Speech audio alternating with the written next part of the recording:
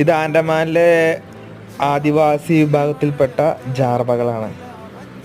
ഒരുപാട് വ്യത്യസ്തത നിറഞ്ഞ വേഷവിധാനത്തോടു കൂടിയാണ് ഇവർ നിൽക്കുന്നത്.